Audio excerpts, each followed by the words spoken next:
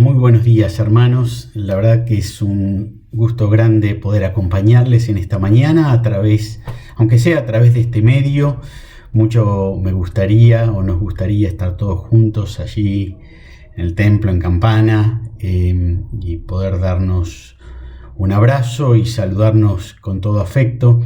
Pero sabemos que el Señor está con nosotros, está entre nosotros. En este momento hay miles, millones de hermanos reuniéndose mediante la tecnología, pero con la certeza de que están reunidos en el nombre del Señor y el Señor está en medio de ellos. Y el Señor está, sin lugar a dudas, hablando a muchos corazones, reconfortando a mucha gente, trayendo consuelo, trayendo esperanza, llamando a cambios, presentando a Cristo, trayendo salvación a muchas vidas. Quiere el Señor bendecirnos en el tiempo juntos en esta mañana también. Me han comentado que en estos últimos domingos estuvieron estudiando una serie o están en el medio de una serie sobre los atributos de Dios. Qué bueno, qué tema tan importante. Tal vez de los más importantes en los que podamos meditar, tal vez de los más prácticos. A veces pensamos que esos temas teológicos no tienen tanta aplicación práctica. Yo creo que por el contrario, son los más prácticos. El tener una correcta visión de Dios, sus atributos, sus propósitos, su carácter, su poder, nos lleva a vivir de una manera también correcta que se ajusta a todos esos atributos, a sus propósitos y a su carácter, y a sus mandamientos y a su voluntad. Así que qué bueno pensar en esta mañana que estamos meditando en un Dios santo, en un Dios que es omnisciente, que sabe todas las cosas. Qué oportuno para este momento, ¿no? Que es omnipresente, está en cada uno de nuestros hogares, que es infinitamente sabio, todopoderoso y soberano. Como decía allí el Salmo 115, versículo 3, nuestro Dios está en los cielos, todo lo que quiso ha hecho. Pero también nuestro Dios es Padre, es amigo, es protector y es salvador. Y en este tiempo particular hay mucha gente que se está haciendo preguntas acerca de Dios. Quiere el Señor utilizar a su iglesia presentando un mensaje claro, tanto en palabras como en hechos, para que muchos puedan conocer la salvación eterna por medio de Jesucristo. Hace unos 2500 años, el mundo antiguo también se enfrentaba a una calamidad. No era una calamidad repentina como un tsunami, como un terremoto, un ataque terrorista, sino una calamidad que se acercaba de a poco. Algo así como ocurre con el coronavirus. Esta plaga tomó a muy pocos de sorpresa. Cada rey, cada nación, cada ciudadano la vio venir. Escuchaban las noticias, diríamos hoy, leían los diarios. La ciudad más grande del mundo en ese momento, la Nueva York de ese tiempo, que se llamaba Nínive, no cayó de la noche a la mañana, sino después de un asedio de semanas y semanas dolorosas, incluso meses. Y después vino Jerusalén, en distintas etapas, en 3 para ser más preciso. Primero allí en el año 605 a.C., luego 8 años después, en el 597, hasta su caída total en el 586 a.C., con las murallas derribadas, el templo quemado, lo que quedaba de valor saqueado y el pueblo llevado en cautiverio. Conocemos la historia. ¿Cuál era esa amenaza que se veía venir? Bueno, era el creciente poder de Babilonia y la marcha lenta de su ejército de una ciudad a otra, de una capital a otra, estableciendo asedios que duraban meses y derrocando a las principales ciudades del mundo, cortando sus líneas de suministro hasta que la gente, claro, no podía proveerse de alimentos y terminaba muriendo de hambre. Encima de eso, la calamidad que se avecinaba no debería haber sido sorpresa para el pueblo de Judá.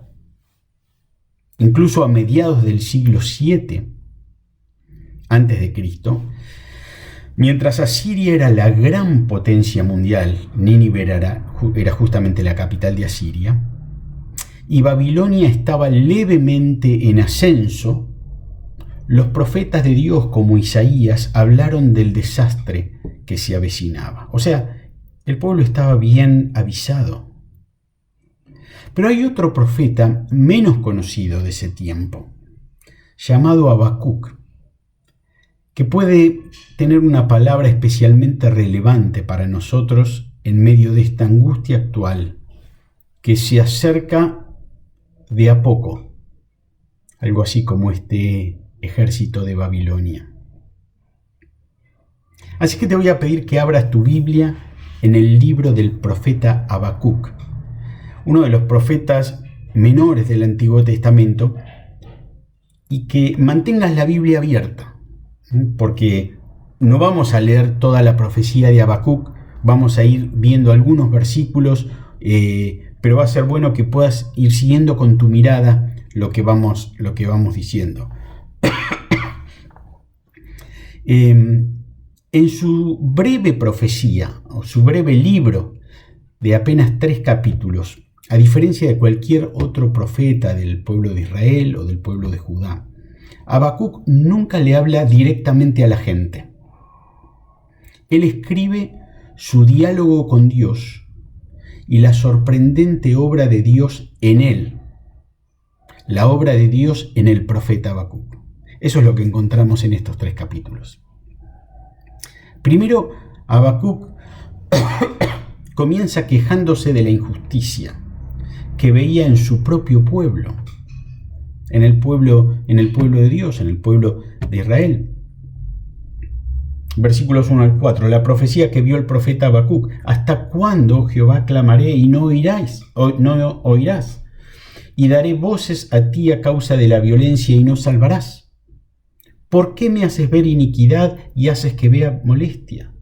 Destrucción y violencia están delante de mí, y pleito y contienda se levantan.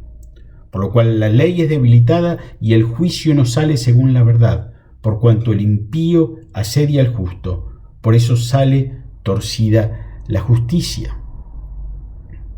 Habacuc comienza quejándose de la injusticia que veía en su propio pueblo. Y él pregunta: ¿hasta cuándo, oh Jehová? Dios responde con una revelación que el profeta no anticipó en absoluto. No se esperaba. Lo sorprendió. Versículo 5. Mirad entre las naciones y ved, y asombraos, porque haré una obra en vuestros días que aun cuando se os contare no la creeréis. Porque aquí yo levanto a los caldeos, a los babilónicos, nación cruel y presurosa que camina por la anchura de la tierra para poseer las moradas ajenas. Formidable es y terrible, de ella misma procede su justicia y dignidad. Sus caballos serán más ligeros que leopardos y más feroces que lobos nocturnos, y sus jinetes se multiplicarán. Vendrán de lejos sus jinetes y volarán como águilas que se apresuran a devorar. Toda ella vendrá la presa. El terror va delante de ella y recogerá cautivos como arena, escarnecerá a los reyes y de los príncipes hará burla, se reirá de toda fortaleza y levantará terraplén y la tomará. Esencialmente, Dios le responde al profeta que pregunta: ¿hasta cuándo, Jehová, vas a permitir la injusticia dentro de mi pueblo?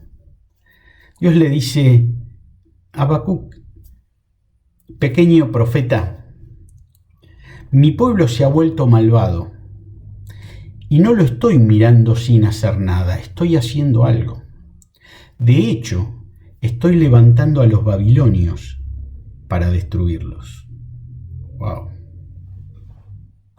Yo creo que Habacuc debe haber tambaleado al haber escuchado esas palabras.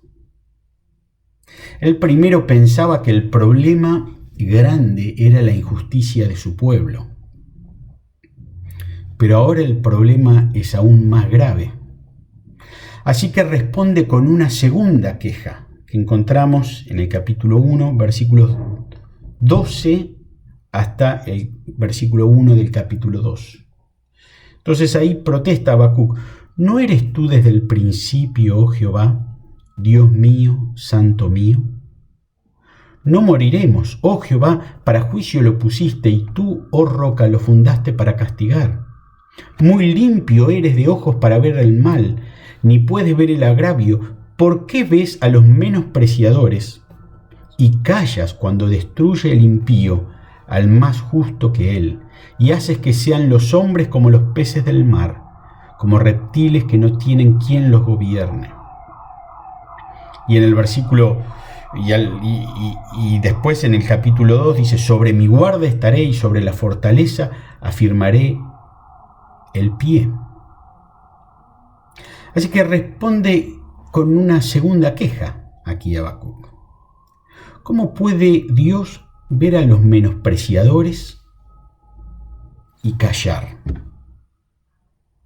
Estos babilonios que son aún más malvados que mi propio pueblo. La traducción en el lenguaje actual dice así: no te quedes callado ni permitas que los malvados maten a quienes somos buenos.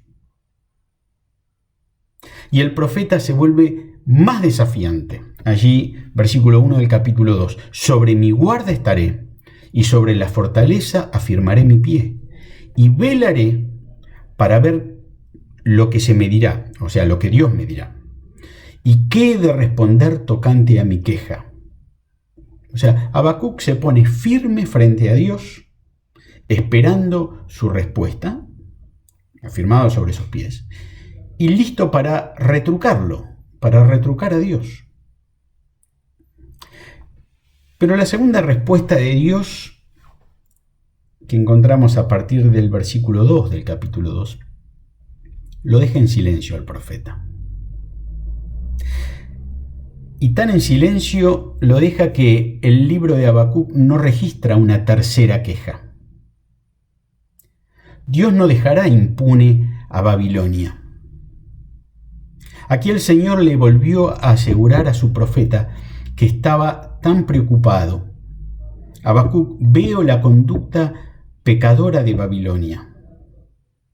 En vez de quejarte de que no hago nada respecto a esto, quédate callado y espera a que lleve a cabo mi juicio justo. Y su completa justicia, que está expresada allí a partir del versículo 6 a través de 5 ayes. Ay del que multiplicó lo que no era suyo, ay del que codicia justa ganancia, ay del que edifica la ciudad con sangre, y otros 2 ayes. Lo que muestra a Dios es que su completa justicia se llevará a cabo, se cumplirá en el momento perfecto. Y la mano de justicia va a destruir a los orgullosos, pero rescatará a los justos que viven por fe. Es justamente en el versículo 4 que encontramos esta declaración: he aquí que aquel cuya alma no es recta se enorgullece, mas el justo por la fe vivirá. Ahora, el núcleo central del libro de Habacuc es vivir por fe en días que no tienen precedentes, en mares desconocidos, como se está hablando tanto en estos días. Vivir por fe, pase lo que pase, diríamos nosotros. Dios no le promete al profeta ansioso Habacuc que él mejoraría las cosas pronto. No, De hecho, promete empeorar las cosas antes que mejoren. Primero vendrá la devastación absoluta y luego la liberación. Primero la ruina total y luego el rescate final. Y a este profeta desorientado y aterrorizado, Dios le muestra que está haciendo una obra. Muchos están compartiendo estos versículos de Habacuc, allí capítulo 3, versículo 2, en estos días, pensando en un avivamiento, pero lo que está diciendo Dios aquí es que Él está haciendo una obra de juicio.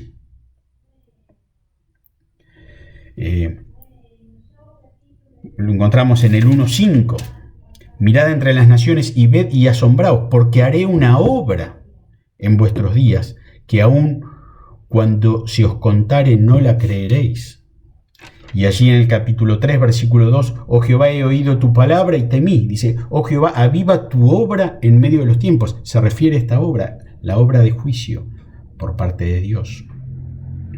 Y Dios llama al profeta a confiar en él en los momentos más difíciles, en días de inminentes problemas.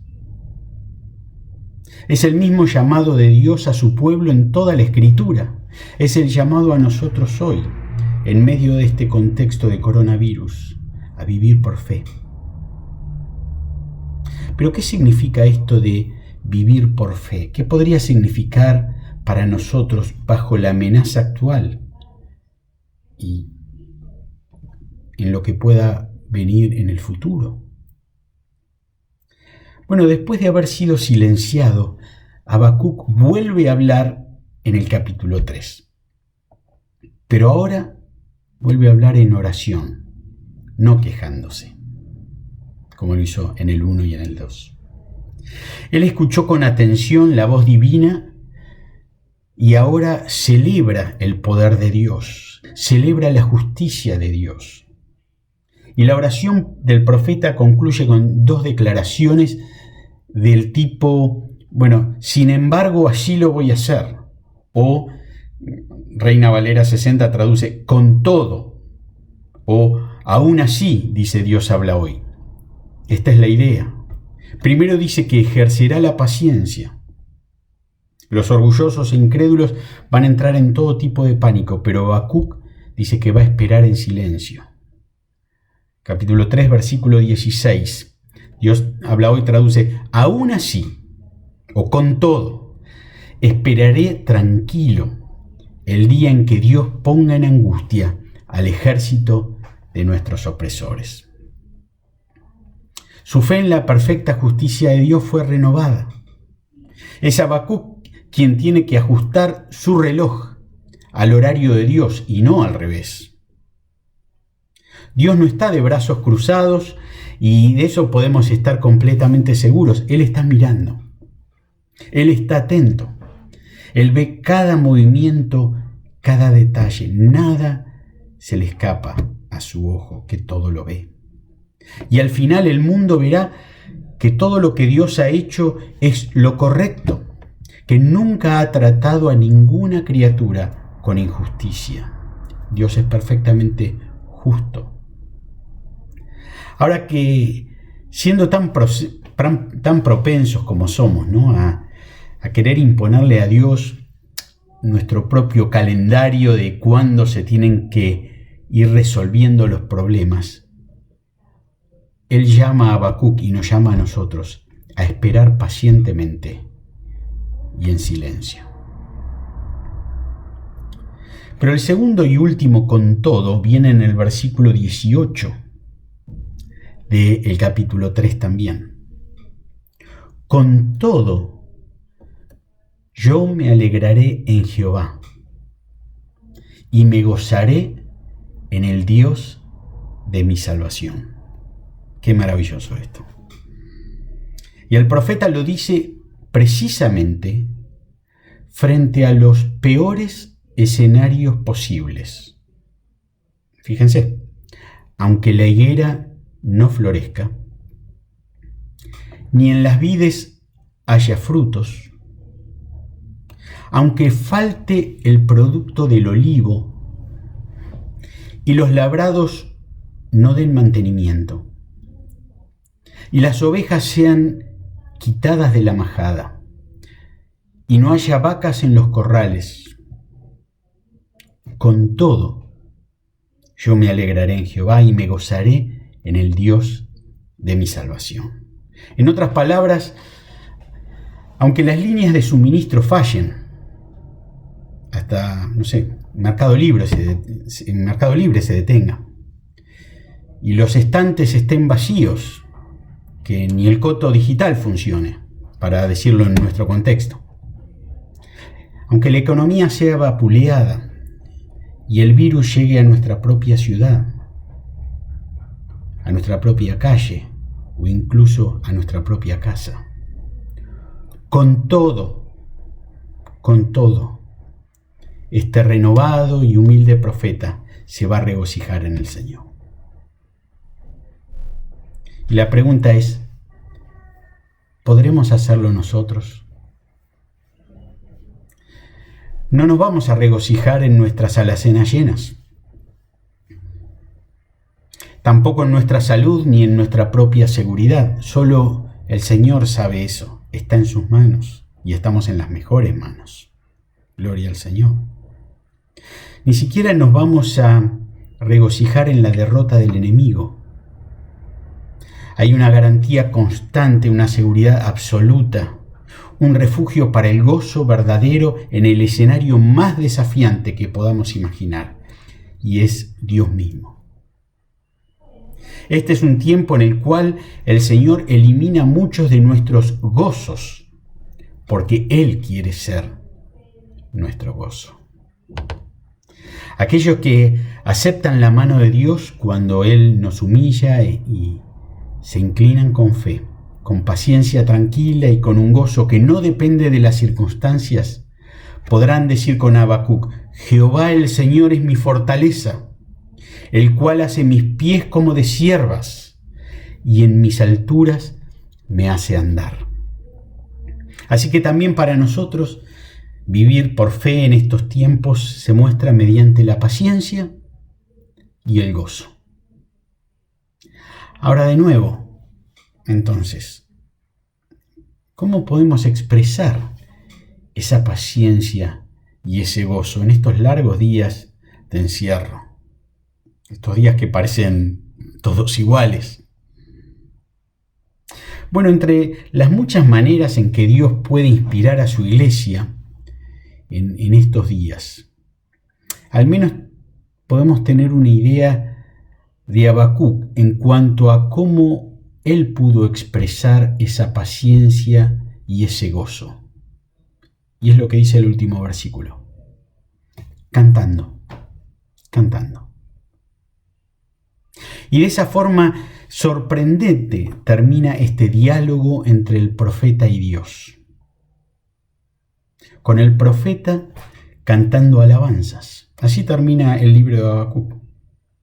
Por eso termina con instrucciones para el culto corporativo, el culto del pueblo de Dios, al jefe de los cantores sobre mis instrumentos de cuerdas. Como si dijera, muchachos, acá tienen la partitura y la letra. Estas líneas finales no son solo una oración, son una canción. Y el profeta invita a otros a que se unan a esta canción. Yo, el profeta Habacuc, compuse esta oración para acompañarla con una melodía especial. Traduce en la TLA. Otra traducción: para el director del coro, esta oración se acompaña con instrumentos de cuerda. Habacuc comienza con preguntas y hasta con un tono desafiante frente a Dios. Sin embargo, Dios gentilmente y amorosamente mueve su alma de la protesta a la alabanza. Así que esto debería estimularnos a todos aquellos que podemos encontrarnos perplejos frente a esta pandemia que estamos viviendo. El pequeño profeta tontamente se puso de pie Y dijo: sobre mi guarda estaré y sobre la fortaleza afirmaré el pie. Y Dios misericordiosamente lo puso de rodillas. Dios lo humilló y el profeta lo aceptó, humillándose a sí mismo. Aceptó los juicios venideros de Dios, abandonó su protesta, se inclinó en oración y se levantó en alabanza. ¿Vamos a hacer lo mismo nosotros en esta mañana, en estos días? Pase lo que pase. Que la confusión y la desorientación de este tiempo nos lleven de la protesta a las rodillas dobladas.